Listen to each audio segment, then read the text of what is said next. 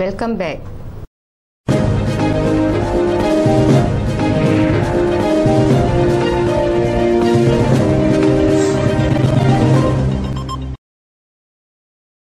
Doctor B R Ambedkar 126వ జయంతి ముగింపు వేడుకలను ఈ నెల 30వ తేదీ ఆదివారం సాయంత్రం 5 గంటలకు నిర్వహిస్తున్నట్లు మంత్రి నక్కా ఆనంద్ బాబు తెలిపారు. అమరావతి రాజధానిలో చంద్రబాబు 125 అడుగుల అంబేద్కర్ విగ్రహం ఏర్పాటు చేయడం అభినందనీయమన్నారు. యావత్తు రాష్ట్రంతో పాటు దళితులంతా హర్షించదగ్గ విషయం అన్నారు. డాక్టర్ బిఆర్ అంబేద్కర్ 125వ జయంత్యుత్సవాల్లో భాగంగా గత సంవత్సరం మేము మొదలుపెట్టాం. ఇక్కడ ఒక స్థానికంగా ఉన్నటువంటి సంఘాలు, దళిత సంఘాలు, ప్రజా సంఘాలు, ఉద్యోగ సంఘాలు అందరితో ఒక యునైటెడ్గా ఒక కమిటీ ఫామ్ చేసుకొని అనేక కార్యక్రమాలు చేశాం గత సంవత్సరం. దాని కంటిన్యూషన్గా ఈ సంవత్సరం అంబేద్కర్ 126వ జయంతి ఉత్సవాలు జరిగే టైంకి నేను మంత్రివర్గంలో చోటు దక్కటం, నాకు ప్రభుత్వ కార్యక్రమాలు మరి విస్తృత స్థాయిలో చేయటం వల్ల ఈ కార్యక్రమాలు కొంత ఆటోమేటిక్గా ఆగటం జరిగింది. అయితే రేపు 30వ తేదీన ఆదివారం ఉదయం ఫైనల్గా 125వ జయంత్యుత్సవాల ముగింపు కార్యక్రమం కింద వాక్ ఫర్ ఈక్వాలిటీ గత సంవత్సరం కూడా నిర్వహించాం భారీ ఎత్తున నగరంలో. రేపు ఆదివారం ఉదయం 5 గంటలకి గుంటూరు నగరంలో వాక్ ఫర్ ఈక్వాలిటీ పేరు మీద ఒక పెద్ద కార్యక్రమం చేయబోతా ఉన్నాం. దానికి సంబంధించి మరి అందరూ కూడా గుంటూరు నగరంలోనే కాదు, జిల్లాలో ఉన్నటువంటి అన్ని వర్గాల ప్రజలు, దీని పేరే వాక్ ఫర్ ఈక్వాలిటీ. అంబేద్కర్ అందరివాడు, ఈ భారతదేశానికి ఒక దిశను చూపించినటువంటి వ్యక్తిగా, భారతదేశానికి రాజ్యాంగాన్ని అందించినటువంటి భారత రత్నగా ఆయన్ని ప్రతి ఒక్కరూ కీర్తించాల్సిన అవసరం ఉంది. ఆయన ఆలోచన విధానాన్ని అందరూ ముందుకు తీసుకెళ్లాల్సిన అవసరం ఉంది. ఆ దిశగా ప్రభుత్వం చంద్రబాబు నాయుడు గారి నేతృత్వంలో మరి అనేక కార్యక్రమాలు ఈ సంవత్సర కాలంలో జరిగినాయి. మొన్న 14వ తేదీ 126వ జయంత్యుత్సవాల సందర్భంగా డాక్టర్ బిఆర్ అంబేద్కర్ గారి స్మృతి వనానికి 20 ఎకరాల స్థలం కేటాయించి ఆ స్థలంలో 125 అడుగుల ఎత్తైన విగ్రహాన్ని నెలకొల్పడానికి సంబంధించినటువంటి భూమి పూజ కార్యక్రమాన్ని కూడా ఎక్కడా లేని విధంగా, భారతదేశంలో ఎక్కడా చేయనటువంటి విధంగా ఆ కార్యక్రమాన్ని చేసుకున్నాం. ఈ బాబాసాహెబ్ అంబేద్కర్ గారి ఆలోచన విధానాన్ని, వారి యొక్క కీర్తి ప్రతిష్టల్ని దశ దిశలా వ్యాపింపజేయడానికి చంద్రబాబు నాయుడు గారి నేతృత్వంలో రాష్ట్ర ప్రభుత్వం కట్టుబడి ఉంది. చాలా ఉత్సాహంగా ఈ కార్యక్రమాలు జరుగుతూ ఉన్నాయి. ఈ వాక్ ఫర్ ఈక్వాలిటీ కూడా అందులో భాగంగానే నిర్వహించబోతా ఉన్నాం. అందరూ వేలాదిగా పాల్గొని ఈ కార్యక్రమాన్ని జయప్రదం చేయవలసిందిగా కోరుతా ఉన్నాం.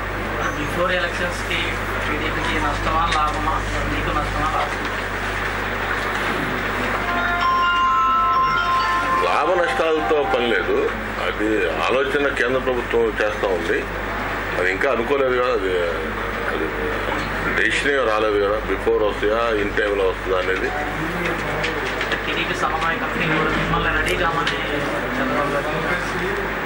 రెడీ కమ్మని ఏం చెప్పలేదు, ఆలోచన జరుగుతూ ఉంది అన్నారు. కానీ అది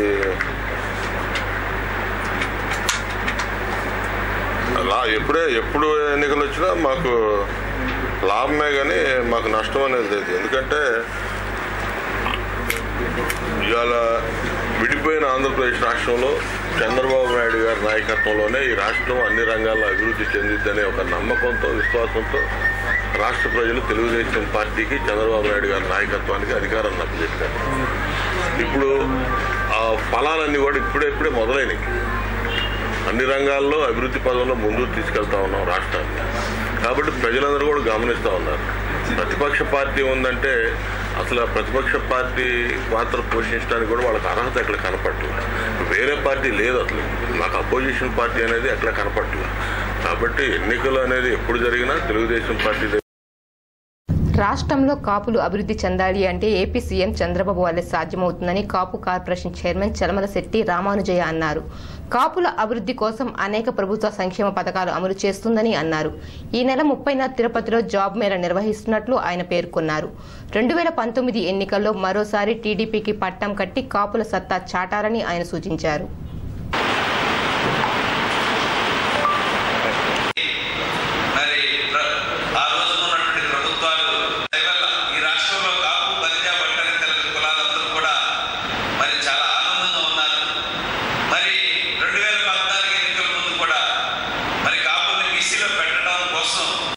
మరి కాపులందరూ కూడా మిక్కిలి ఆనందంగా ఉన్నారు.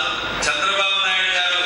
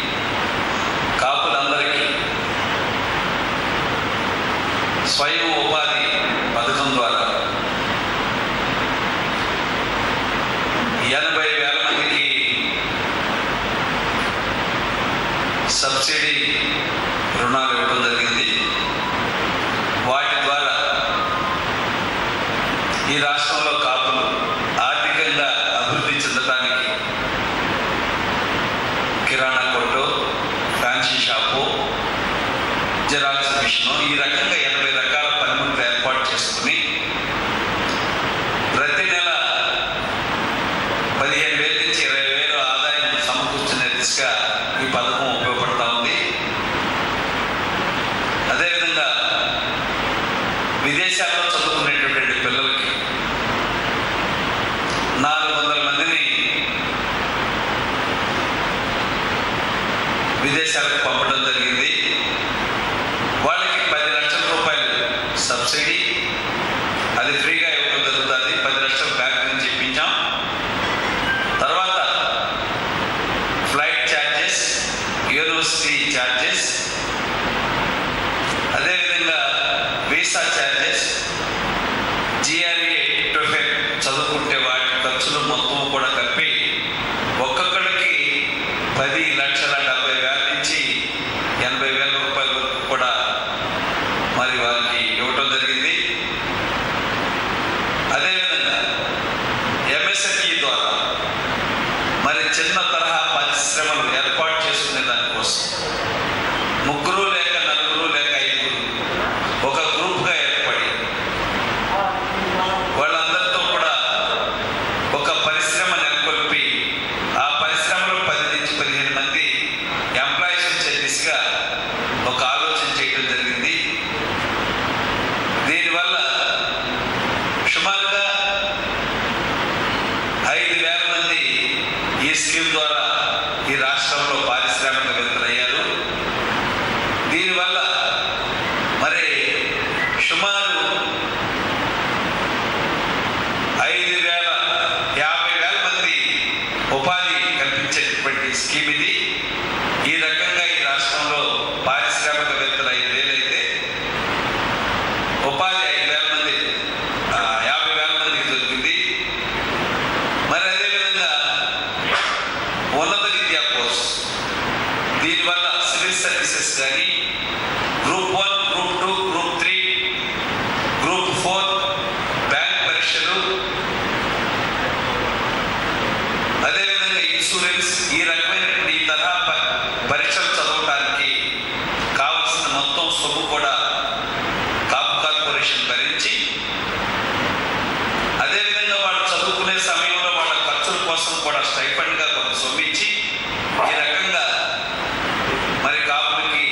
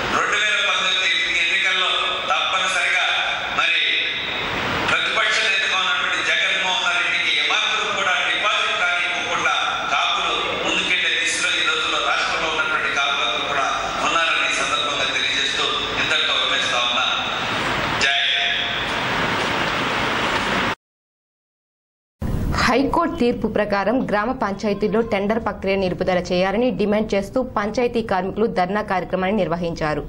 బుధవారం కలెక్టరేట్ ఎదుట ఏర్పాటు చేసిన కార్యక్రమంలో సిఐటియు రాష్ట్ర ఉపాధ్యక్షులు ఉమామహేశ్వరరావు పాల్గొన్నారు. ఈ సందర్భంగా ఆయన మాట్లాడుతూ జీవో నంబర్ 151 ప్రకారం కనీస వేతనాలు అమలు చేయాలన్నారు. ప్రభుత్వం వెంటనే వేతనాలు చెల్లించే దిశగా చర్యలు తీసుకోవాలని విజ్ఞప్తి చేశారు.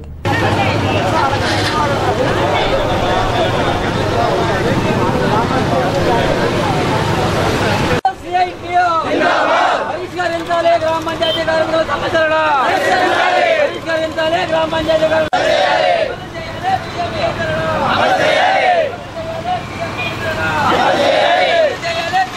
బకాయి వేతనాలు 151 జీవో ప్రకారం వేతనాలు 151 జీవో ప్రకారం వేతనాలు జిందాబాద్ సిఐటియు జిందాబాద్ సిఐటియు జిందాబాద్ సిఐటియు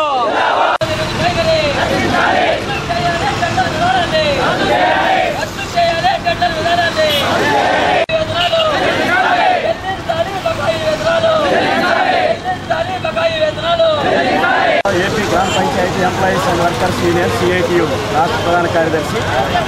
రాష్ట్రంలో గ్రామ పంచాయతీ కార్మికులు ఈరోజు రాష్ట్ర వ్యాప్తంగా అన్ని జిల్లాల డిపిఓ ఆఫీసుల ముందు ధర్నాలు నిర్వహిస్తూ ఉన్నారు.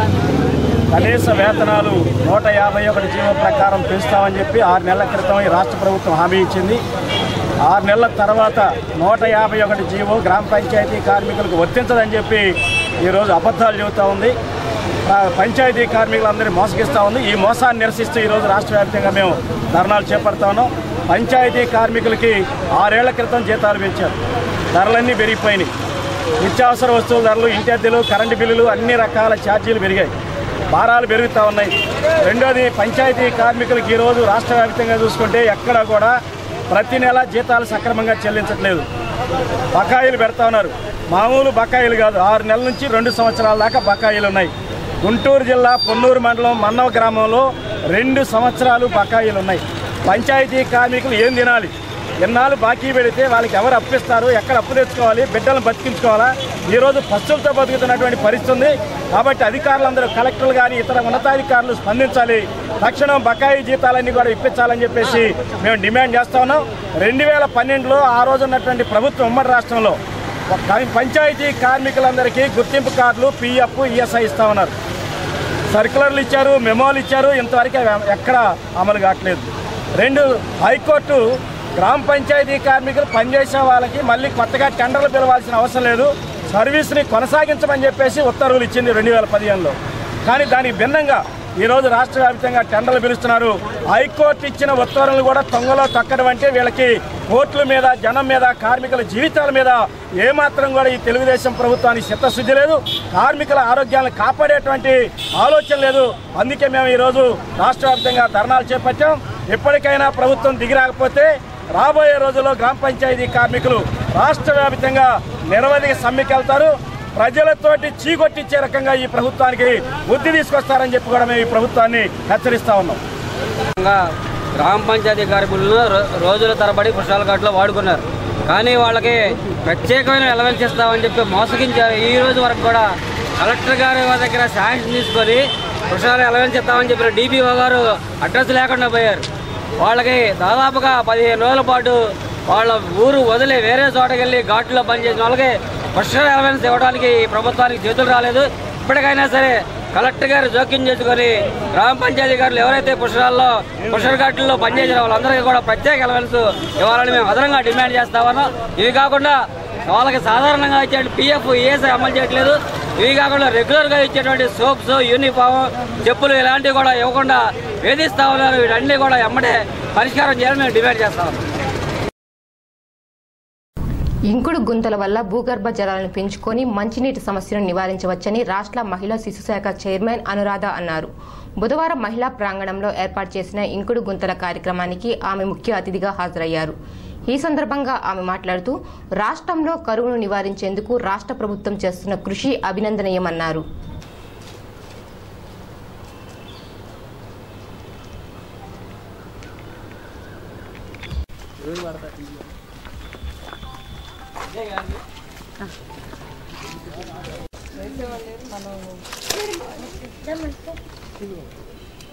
ఏమా పారా ల్యాబ్ అది తీసుకొని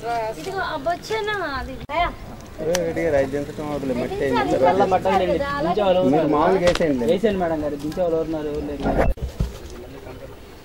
అది పారలవి ఏమమ్మా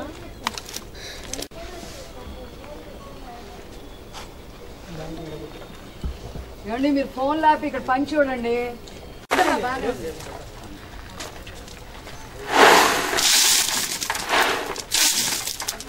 మేడం స్లోగా ఇట్లా వేయండి మేడం, స్లోగా.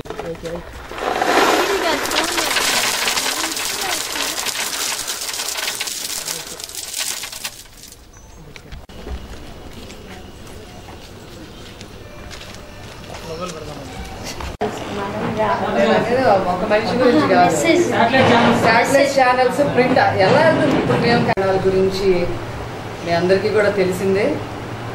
గతంలో కాంగ్రెస్ ప్రభుత్వం 100 కోట్ల స్కాములు చేసి హౌసింగ్ పేరిట చేసి అది చివరికి విజిలెన్స్ టేక్ ఓవర్ చేసే పరిస్థితికి వచ్చింది. రీసెంట్గా దానికి ఆ టైంలో ఉన్న ఐఎఫ్ఎస్ ఆఫీసర్ని కూడా మరి మొన్న ఇంట్రాగేట్ చేయడం కూడా జరిగింది. క్యాల్కట్టాలో వాళ్ళ ఇళ్లలో కూడా సోదాలు జరిగితే దగ్గర 6 కోట్ల రూపాయల దాకా దొరకడం కూడా జరిగింది. ఇప్పుడిప్పుడే లాస్ట్ ఇయర్ నుంచి ఈ కార్పొరేషన్కి సంబంధించిన ప్రాంగణాలన్నీ ఒక గాడిని పడతా ఉన్నాయి. అన్ని రకాలుగా కూడా మరి అభివృద్ధి పరిచేదానికి అన్ని చర్యలు కూడా మేము తీసుకుంటా ఉన్నాము. ఈరోజు ముఖ్యంగా 2 కార్యక్రమాలు ఈ మహిళా ప్రాంగణంలో అబ్జర్వ్ చేయడానికి, పార్టిసిపేట్ చేయడానికి నేను రావడం జరిగింది. ఒకటి ఏంటంటే ప్రింటింగ్ మెషిన్స్. గతంలో ఇది ఆదాయ వనరులుగా ఉంటుంది అని చెప్పి ప్రింటింగ్ మెషిన్స్ మరి ప్రతి ప్రాంగణంలో కూడా మరి పెట్టడం జరిగింది. ఏ లెక్క పత్రాలు లేకుండా కొన్ని చోట్ల మరి అది కూడా దుర్వినియోగం అయ్యే పరిస్థితులు ఉన్నాయి. మనుషులను అడిగితే, ఆఫీసర్స్ అడిగినా, మనుషులను అడిగినా ప్రయోజనం లేదు అని చెప్పి బోర్డు మీటింగ్ ద్వారా ఒక నిర్ణయం తీసుకోవడం జరిగింది. ఆల్ ప్రింటింగ్ మిషన్స్, ఈ 13 ప్రాంగణాల్లో ఉన్న ప్రింటింగ్ మిషన్స్ అన్నీ కూడా తీసుకొచ్చి ఇక్కడ ఈ గుంటూరులో మేము ఇక్కడికి తీసుకొచ్చి ఇక్కడ ఇన్స్టాల్ చేయడం జరిగింది. దీని యొక్క ముఖ్య ఉద్దేశం ఏంటి అని అంటే, ఏవైతే ఆర్డర్స్ మాకు వస్తాయో అవన్నీ ఇక్కడ ప్రింటింగ్ చేసి, స్టేషనరీ అంతా ఇక్కడ ప్రింటింగ్ చేసి, అది ఆ వచ్చిన ఆదాయం ఈ మహిళా ప్రాంగణాలకి, ఈ కార్పొరేషన్కి ఉపయోగపెట్టాలి అనేది ఒక మెయిన్ కాన్సెప్ట్గా తీసుకొని బోర్డు మీటింగ్లో నిర్ణయం తీసుకోవడం జరిగింది. ముందులో ఈ ప్రింటింగ్ మిషన్స్ కనుక ఇది బాగుంటే ముందు కలర్ ప్రింటింగ్ మిషన్స్ కూడా ఈ ప్రొక్యూర్మెంట్ ద్వారా పర్చేస్ చేసి గవర్నమెంట్ స్టేషనరీకి సంబంధించి వాళ్ళ ప్రింటింగ్కి సంబంధించిన అన్నీ కూడా మరి ఇక్కడ మా కార్పొరేషన్కి అవన్నీ వచ్చేలాగా ఒక జీవో కూడా తీసుకురావాలి అని చెప్పి ఒక నిర్ణయం కూడా తీసుకోవడం జరిగింది. ఇదంతా ఒక విషయం అయితే, ఇంకొకటి మీ అందరికీ కూడా తెలుసు, నీరు ఎంత అవసరం అనేది, అది ఎంత ఆధారమో, జీవరాశికి నీరే ఎంత ఆధారమో ప్రతి ఒక్కరికి కూడా తెలుసు.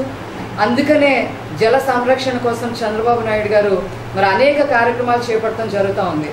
నీరు చెట్టు కార్యక్రమం కానీ, అలాగే నీరు ప్రగతి కార్యక్రమం కానీ, ఇలాగ అనేక కార్యక్రమాలు తీసుకోవడం జరిగింది. ఈ కార్యక్రమంలో భాగంగా రాష్ట్ర ప్రభుత్వం ఇప్పటికే 3,42,000 తవ్వకం, పంట కుంటలు వాటి తవ్వకం చేయటం జరిగింది. దీని యొక్క ముఖ్య ఉద్దేశం అంటే సింపుల్గా చెప్పాలంటే ఏమీ లేదు.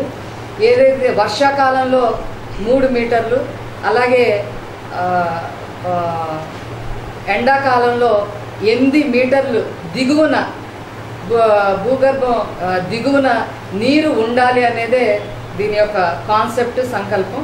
కాబట్టి దాని గురించి ఏదైతే రాష్ట్ర ప్రభుత్వం చేపట్టిందో మీ అందరికీ కూడా తెలుసు. ఇప్పటికే పంట కుంటలు 3,42,000 వరకు మరి తవ్వకం చేయటం జరిగింది. 10 లక్షలు టార్గెట్ పెట్టుకోవడం జరిగింది రాష్ట్ర ప్రభుత్వం. అసలు దేశం మొత్తం 10 లక్షల టార్గెట్ అయితే చంద్రబాబు నాయుడు గారు మన రాష్ట్రంలోనే 10 లక్షల టార్గెట్ మరి వారు పెట్టడం జరిగింది. అందులో భాగంగానే ఈరోజు ఈ ప్రాంగణంలో కూడా ఈ మహిళా ప్రాంగణాల్లో కూడా మరి ఇంకుడు గుంటలు తవ్వే కార్యక్రమాన్ని మేము పెట్టుకున్నాము. ఆ కార్యక్రమాన్ని ఈరోజు ఇది అందరికీ కూడా అవేర్నెస్ క్రియేట్ చేయడం కోసం మహిళా ప్రాంగణాల్లో చేస్తే ఇంకా బాగుంటుంది. ప్రజలందరికీ ముఖ్యంగా మహిళలకి దీనిలో అవేర్నెస్ తీసుకురావడం కోసం ప్రభుత్వం తరఫున ఇది పార్టిసిపేట్ చేశాము. అందరూ కూడా ప్రతి ఇళ్లలో కూడా ఎస్పెషల్లీ మహిళలు వాళ్ళ ఇళ్లలో కూడా ఈ ఇంకుడు గుంటలు మరి ఇంతకు ముందు కూడా ఒకసారి చంద్రబాబు నాయుడు గారు గతంలో 9 సంవత్సరాలు ముఖ్యమంత్రిగా ఉన్నప్పుడు దీన్ని ఒక ఉద్యమంలాగా చేయడం జరిగింది. ఇప్పుడు కూడా అదే ఉద్యమాన్ని మళ్ళీ కంటిన్యూ చేయాలి అని చెప్పి మేము రాష్ట్ర ప్రభుత్వం తరఫున మహిళలందరికీ కూడా విజ్ఞప్తి చేస్తూ ఉన్నాం. Thank you. రాష్ట్రంలో టీడీపీ అధికారంలో వచ్చినప్పటి నుంచి ఏ రోజు ప్రతిపక్షంలా వ్యవహరించలేదని సాంఘిక సంక్షేమ శాఖ మంత్రి నక్కా ఆనందబాబు అన్నారు. 2019 కాదు కదా 2050 వరకు వైసీపీకి అధికారం దక్కదని వెల్లడించారు.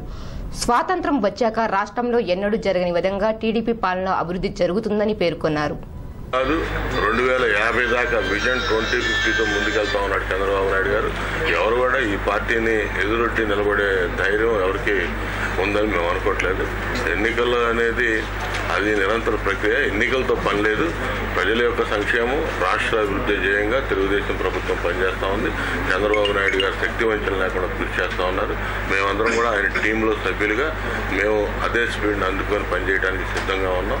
ఖచ్చితంగా ముఖ్యంగా cadre based party Telugu Desam party శ్రేణులన్నీ కూడా ఎప్పుడైనా సరే ఎన్నికలు ఎప్పుడు వచ్చినా సిద్ధంగానే ఉంటాయని చెప్పి తెలియజేస్తాం.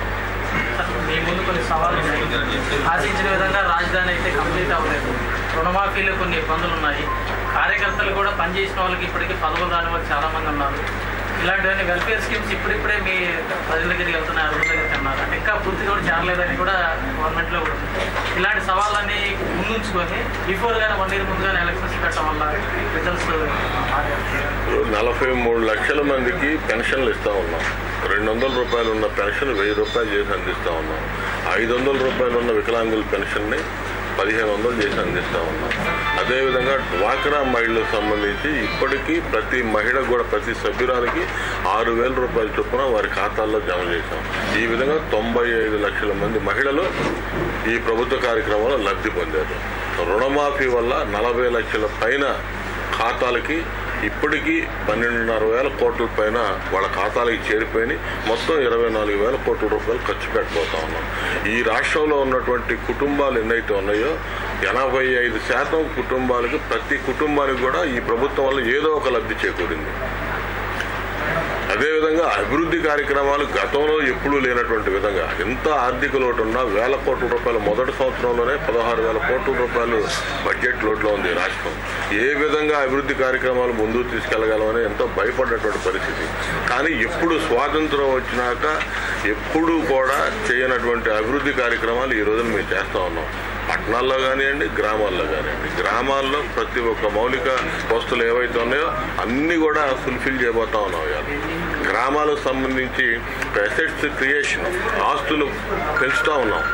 పంచాయతీ బిల్డింగులు కావచ్చు, అంగన్వాడీ సెంటర్స్ కావచ్చు, సీసీ రోడ్ల నిర్మాణం కావచ్చు, ఆఖరికి శ్మశానాలు కూడా బ్యూటిఫికేషన్ కానివ్వండి, అన్నీ కూడా ఏం కావాలి గ్రామాలకి కనీస అవసరాలు ఏవైతే ఉన్నాయో అవన్నీ చేసే విధానంలో గతంలో ఎప్పుడు చేయలేదే. ఈరోజు చంద్రబాబు నాయుడు గారి నేతృత్వంలో తెలుగుదేశం ప్రభుత్వమే చేయగలుగుతాం. ఇన్ని ఇబ్బందులు ఉన్నాయి, ఇన్ని లోటుపాట్లు ఉన్నా కూడా ఎంజీఎన్ఆర్ఏసీ నిధులు భారతదేశంలో ఏ రాష్ట్రం వాడినటువంటి విధంగా కన్వర్జెన్సీ తీసుకొచ్చి అనుసంధానం చేసుకొని అన్ని నిధుల్ని వాటితో అనుసంధానం చేసి 1,000 కోట్ల రూపాయల పనులు జరుగుతూ ఉన్నాయి. కదా సో కొత్త వరవడిని తీసుకొచ్చాం రాష్ట్రంలో. ఖచ్చితంగా అందరూ 80% ప్రజలు సంపూర్ణంగా సాటిస్ఫాక్షన్ ఉండాలి అనేది చంద్రబాబు నాయుడు గారి లక్ష్యంతో పనిచేస్తూ ఉన్నాం. ఈరోజు 70% పైన సంపూర్ణంగా సాటిస్ఫాక్షన్ ఉన్నారు. ఇంకో 10% రీచ్ అవుతాం. మాకు అసలు అపోజిషన్ అనేది ఉండటానికే వీల్లేదు. తెలుగుదేశం ప్రభుత్వం ఎప్పుడూ కూడా ప్రజల మధ్య ఉండే పార్టీ. అధికారంలో ఉన్నా లేకపోయినా గతంలో కూడా 15 సంవత్సరాలు అపోజిషన్లో ఉన్నాం. అపోజిషన్లో ఉన్నా కూడా ప్రజలతో, ప్రజా సమస్యలతో మమేకమై ప్రజలతో పనిచేసేటటువంటి పార్టీ. ఇంత క్యాడర్ బేస్డ్ పార్టీ. అడిగిన ప్రతి కుటుంబానికి 150 రోజులు పనులు ప్రభుత్వం ఇవ్వాలని ఆంధ్రప్రదేశ్ వ్యవసాయ కార్మిక సంఘ నాయకులు ప్రభుత్వాన్ని డిమాండ్ చేశారు. రాష్ట్రంలో ఏర్పడ్డ కరువును దృష్టిలో ఉంచుకొని కార్మికులకు న్యాయం చేయాలని కోరుతూ బుధవారం కలెక్టరేట్ ఎదుట ధర్నా నిర్వహించారు. ఈ సందర్భంగా వారు మాట్లాడుతూ ఉపాధి నిధులను భవనాలకు సీసీ రోడ్లు మళ్లించరాదని హెచ్చరించారు.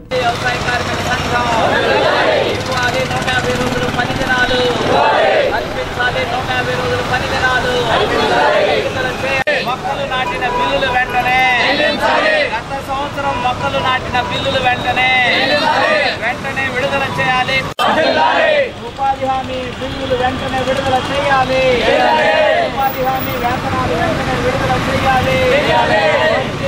వ్యవసాయ కార్మిక సంఘం ఎండాకాలం వేతనాలు పంపిణీ ఇవ్వాలి. ఆంధ్రప్రదేశ్ వ్యవసాయ కార్మిక సంఘం ఇంకుడు గుంట్ల బిల్లులను చెల్లించాలి. ఇంకుడు గుంట్ల బిల్లులను చెల్లించాలి. మరుగుదొడ్ల బిల్లులను చెల్లించాలి. ఈ సంఘం ఉపాధి బిల్లులు దాని మీద ఈ రోజున కలెక్టర్ ఆఫీస్ కాడ ధర్నా జరుగుతూ ఉంది. ఈ ధర్నా కూడా మేము అన్ని మండలాలు 7 తారీఖున ధర్నాలు చేశాము.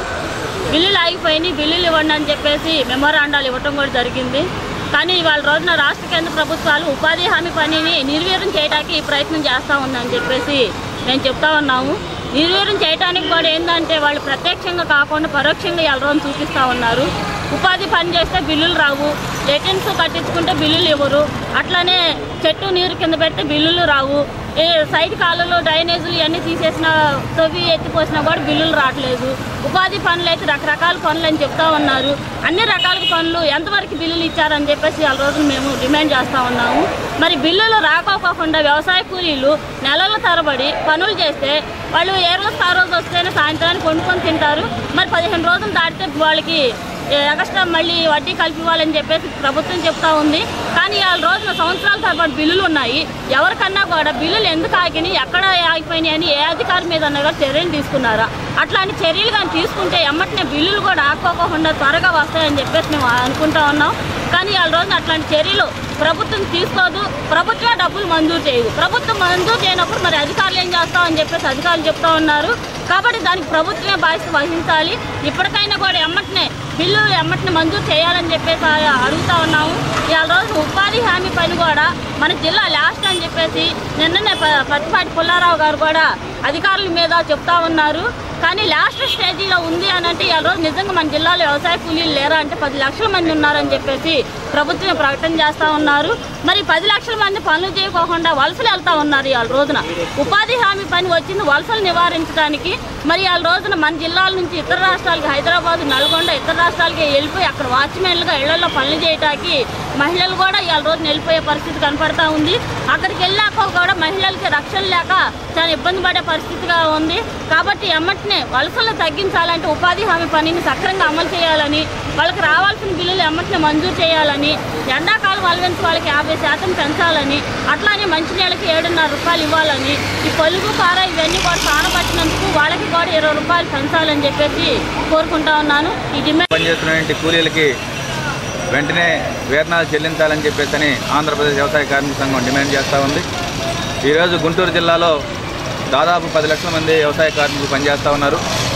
వీళ్ళందరికీ కూడా పని కల్పించడం ప్రభుత్వం వైఫల్యం చెందుతూ ఉంది. పని లేని రోజుల్లో పని కల్పించాలని చెప్పేసి జాతీయ గ్రామీణ ఉపాధి హామీ చట్టం వచ్చింది.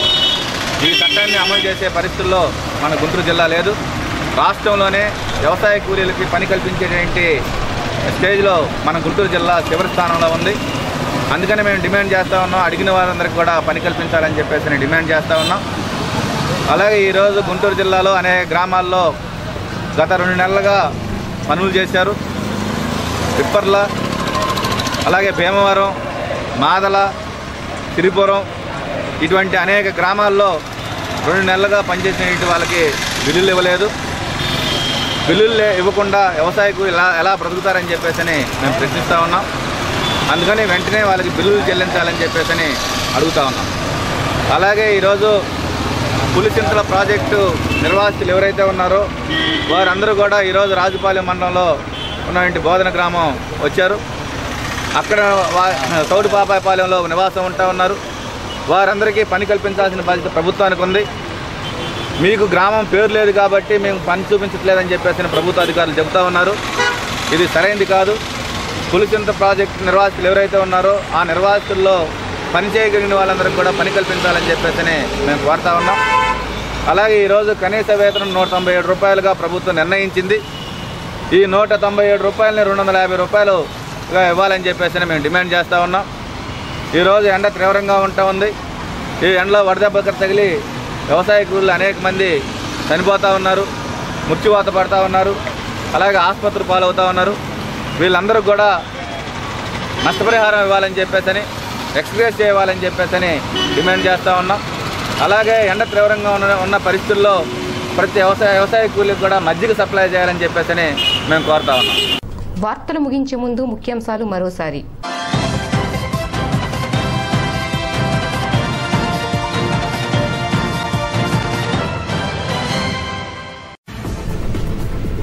ఇతర రాష్ట్రాల నుంచి మిర్చి అంకే కొనుగోలుతో ఇబ్బంది, మంత్రి సోమిరెడ్డి వెల్లడి.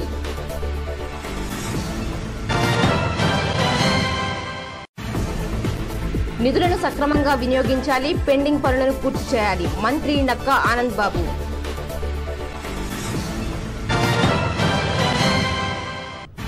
జీడీసీసీ బ్యాంకు కుంభకోణంపై వివరణ, ఉద్యోగుల పాత్ర లేదని నివేదన, స్పీకర్ను కలిసిన బ్యాంక్ చైర్మన్ ఉద్యోగులు.